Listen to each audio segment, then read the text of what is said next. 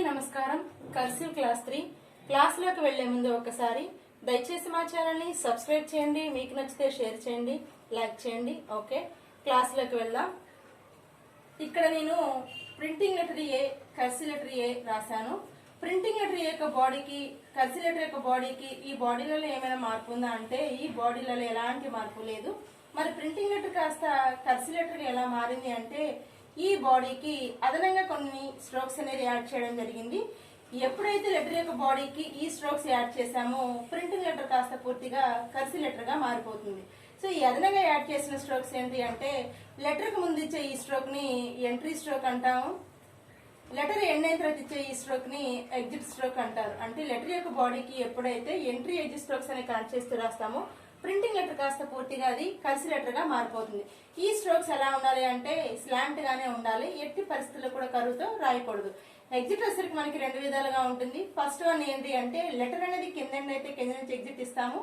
Second one ఏంటి అంటే letter అనేది పైనుండి అయితే పైనుంచి ఎగ్జిట్ అనేది ఇస్తాము. అంటే రెండు రకాలుగా ఉంటుంది. కింద అయితే కింద నుంచి ఇస్తాము, పైన అయితే పైన ఎగ్జిట్ అనేది ఇస్తాము.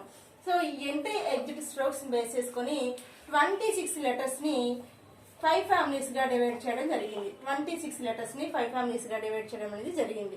ఇప్పుడు ఒకసారి అసలు ఎంట్రీ ఎగ్జిట్ స్ట్రోక్స్ అనేది ఎక్కడ స్టార్ట్ చేయాలి, ఎక్కడ ఎండ్ అవ్వాలి అంటే బేస్ లైన్ దగ్గర అనేది ఎంట్రీ ఎప్పుడు స్టార్ట్ అవ్వాలి, ఎక్సైట్ లైన్ దగ్గర ఎండ్ అవ్వాలి. అంటే బేస్ లైన్ దగ్గర స్టార్ట్ అవుతూ ఎక్సైట్ లైన్ దగ్గర మాత్రమే ఎండ్ అవ్వాలి. ఫర్ ఎగ్జాంపుల్ ఏ రాయాలి అనుకోండి, బేస్ లైన్ దగ్గర ఎంట్రీ స్టార్ట్ చేస్తూ ఏ లెటర్ రాస్తూ ఇక్కడ మాత్రమే ఎండ్ అవ్వాలి.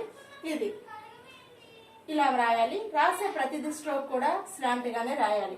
So entry exit stroke base చేసుకుని 26 లెటర్స్ ని 5 ఫ్యామిలీస్ గా డివైడ్ చేయడం జరిగింది. మీరు గమనిస్తే అన్ని లెటర్స్ కి ఎంట్రీ ఎగ్జిట్ స్ట్రోక్స్ అనేవి ఈక్వల్ గా ఉంటాయంటే ఉండవు, డిఫరెంట్ గా ఉంటాయి. కాబట్టి ఈ స్ట్రోక్స్ బేస్ చేసుకుని 26 లెటర్స్ ని 5 ఫ్యామిలీస్ గా డివైడ్ చేయడం జరిగింది.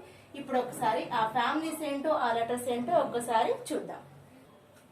First family I family. I family letters ఏంటో ఒకసారి చూద్దాం. IUWTJP అనే లెటర్స్ ఐ ఫ్యామిలీ లెటర్స్. ఇవి ప్రింటింగ్ లెటర్సా, కర్సివ్ లెటర్సా అంటే ప్రింట్ స్క్రిప్ట్ లెటర్స్. ఈ లెటర్స్ కర్సివ్ లోకి ఎలా మారుతాయో ఒకసారి చూద్దాం. ఒకసారి ఐ లెటర్ తీసుకున్నాను. ఐ ప్రింటింగ్ లెటర్ లో, కర్సివ్ లెటర్ లో బాడీలో ఏమైనా మార్పు ఉంటుందా అంటే బాడీలో ఎలాంటి మార్పు లేదు. మరి ఈ లెటర్ ఎలా రాయాలి అంటే ఐ లెటర్ ఇలా ఉంటుంది. దీనికి ఎంట్రీ పెట్టాను, ఎగ్జిట్ పెట్టాను.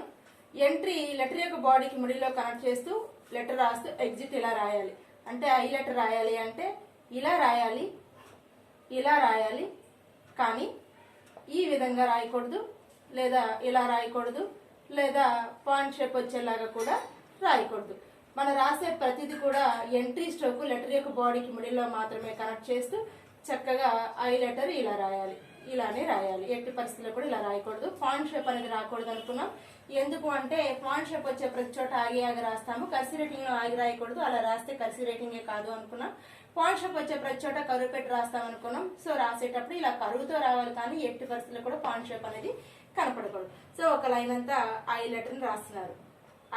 ఐ లెటర్ మీరు గమనిస్తే ఏ జోన్ లో ఉంది అంటే మిడిల్ జోన్ లో మాత్రమే ఉంది.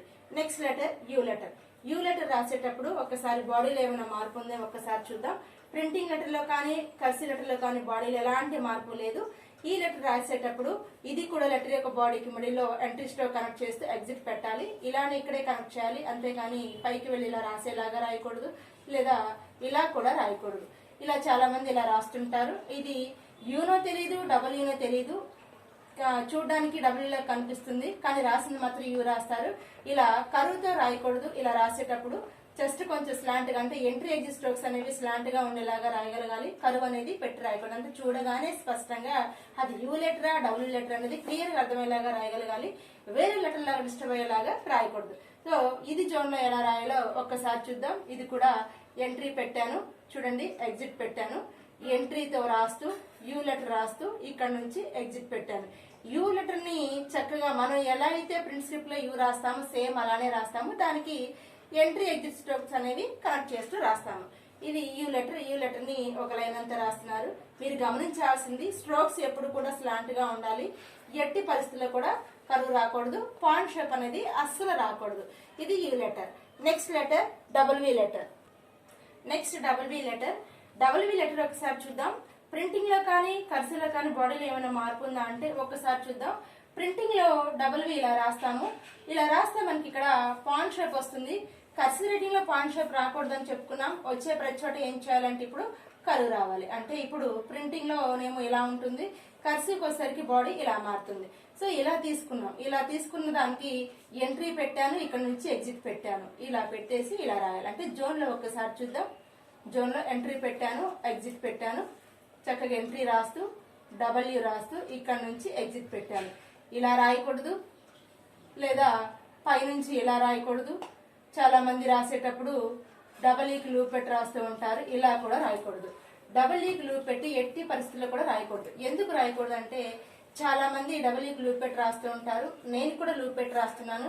స్పీడ్గా ఒక పేజ్ ఎస్సీ రాసినప్పుడు లూప్ పెట్టి రాసి పక్కన ఐ రాసి డాట్ పెట్ట మర్చిపోయాను. ఇప్పుడు ఇది ఎలా ఉంది అంటే డబ్ల్యూ లెటర్ కాస్త యూఆర్ లాగా డిస్టర్బ్ అయ్యే అవకాశం ఉంది. కాబట్టి ఎట్టి పరిస్థితుల్లో కూడా డబుల్ ఈకి లూప్ పెట్టి రాయాల్సిన అవసరం లేదు. అసలు మీరు గమనిస్తే మిడిల్ జోన్ లో మనకి లూప్ అనేది రాదు. మిడిల్ జోన్ లూప్ అనేది పెట్టి రాయాల్సిన అవసరం లేదు, రాదు. ఇప్పుడు డబుల్ ఈకి లూప్ పెట్టి రాయాల్సిన అవసరం ఉందా అంటే లేదు. లూప్ లేకుండానే చక్కగా ఒక లైన్ అంతా డబ్ల్యూని చక్కగా రాస్తున్నారు. ఎగ్జిట్ అనేది కంటి క్లియర్ గా కనబడేలాగా ఒక లైన్ అంతా ఈ డబ్ల్యూని రాస్తున్నారు. Next letter T letter. T letter రాసేటప్పుడు ఒకసారి టీ రాస్తూ ఉన్నప్పుడు ప్రింటింగ్ లో కానీ కర్సీలో కానీ ఏమైనా మార్పు ఉందా అంటే ఒక్కసారి చూద్దాం. ప్రింటింగ్ లోకి వచ్చేసరికి మనం ఏం చేస్తాము అంటే టీకి క్రాస్ బార్ అనేది ఇక్కడ ఇస్తామంటే ఎక్సెట్ లైన్ మీద క్రాస్ బార్ అనేది టీకి ఇవ్వడం జరుగుతుంది. కానీ కర్సీకి వచ్చేసరికి లైన్ కొంచెం పైన రాసి అంటే కొంచెం పైపాటు పెద్దగా రాసి క్రాస్ బార్ అనేది లైన్ పైన అనేది ఇవ్వడం జరుగుతుంది.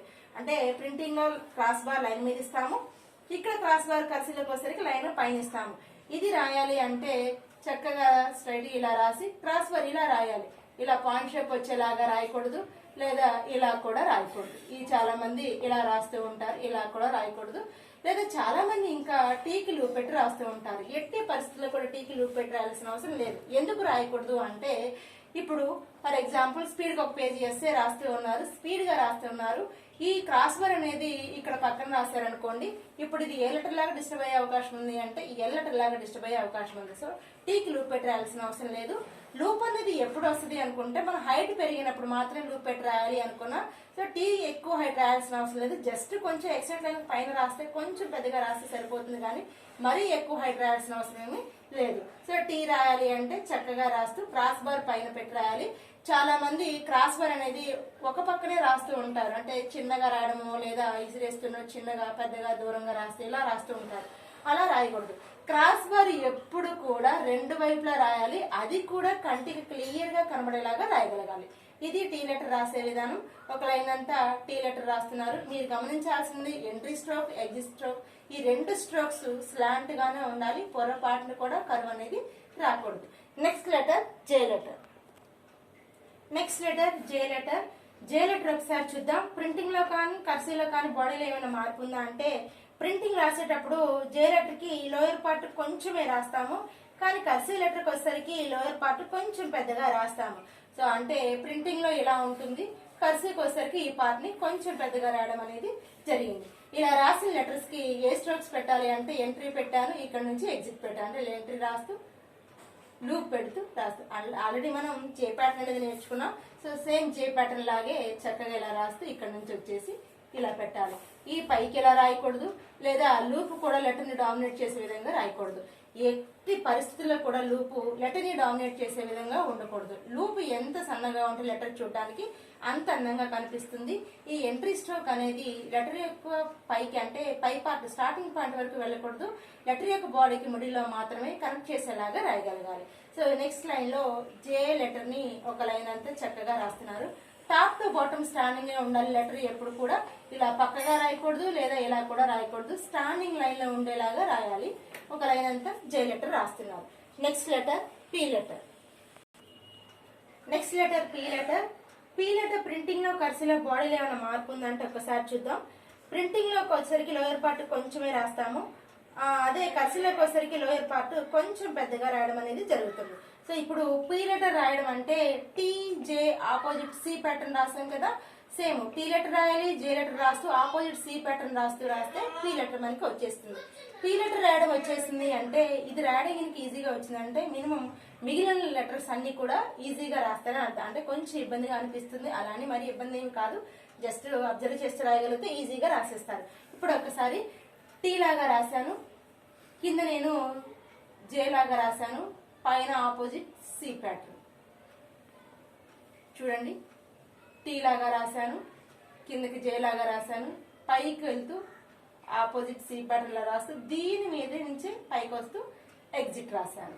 చూడండి, ఎగ్జిట్ రాశాను. మళ్ళీ ఒకసారి టీ లాగా రాశాను, పీ లాగా రాస్తాను. చూడండి, టీ లాగా రాశాను, కిందకి వచ్చేసి జే లాగా రాస్తున్నాను, ఆపోజిట్ సి ప్యాటర్న్ రాస్తూ దీని మీద నుంచి ఎగ్జిట్ వెళ్ళాలి.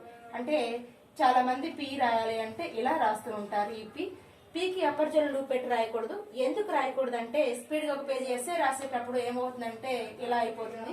పీ లెటర్ కాస్త ఎలా డిస్టర్బ్ అయ్యే అవకాశం ఉంది కాబట్టి, ఎలా డిస్టర్బ్ అయ్యే అవకాశం ఉంది అంటే హెచ్ లెటర్ ఎలా డిస్టర్బ్ అయ్యే అవకాశం ఉంది కాబట్టి పీకి అప్పర్ జోన్ లూప్ పెట్టి రాయాల్సిన అవసరం లేదు.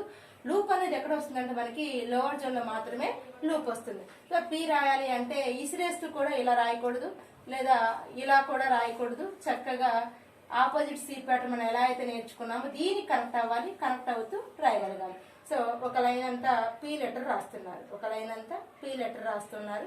పీ మళ్ళీ ఒక్కసారి చూడండి, పీ లెటర్ రాయడం, టీ లాగా రాస్తున్నారు, కిందకి జే లాగా రాస్తున్నారు, పైకి వెళ్ళాను. చూడండి, పైకి వెళ్ళి ఇలా కరువు తిప్పుతూ దీని మీద నుంచే వస్తూ పైకి వెళ్ళాను. ఈ విధంగా మాత్రమే పీ లెటర్ రాయాలి. అంటే ఒక్కసారి జోన్ లో కూడా ఒక్కసారి చూపిస్తాను. టీ లాగా రాస్తున్నారు, కిందకు వచ్చారు, జే లాగా రాస్తూ పైకి వెళ్ళాను. చూడండి, పైన ఎక్సైట్ లైన్ కి టచ్ చేస్తూ సర్కిల్ లాగా ఆపోజిట్ సి ప్యాటర్న్ లాగా రాస్తూ ఈ లైన్ మీద నుంచి వెళ్ళాను. ఇది పీ రాసే విధానం.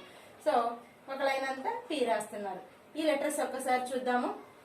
లెటర్స్ అనేది ఒక్కసారి చూద్దాం. ఈ లెటర్స్ ఓకే, ఒక్కసారి ఈ లెటర్స్ చూద్దాము. ఐ ఫామ్ లెటర్స్ గా ఎందుకు డివైడ్ చేయడం జరిగింది అంటే ప్రతి లెటర్ కూడా ఐ లాగే రాస్తున్నాం. ఫర్ ఎగ్జాంపుల్ ఐ రాయాలి అనుకోండి, ఐ ఇలా రాస్తాము.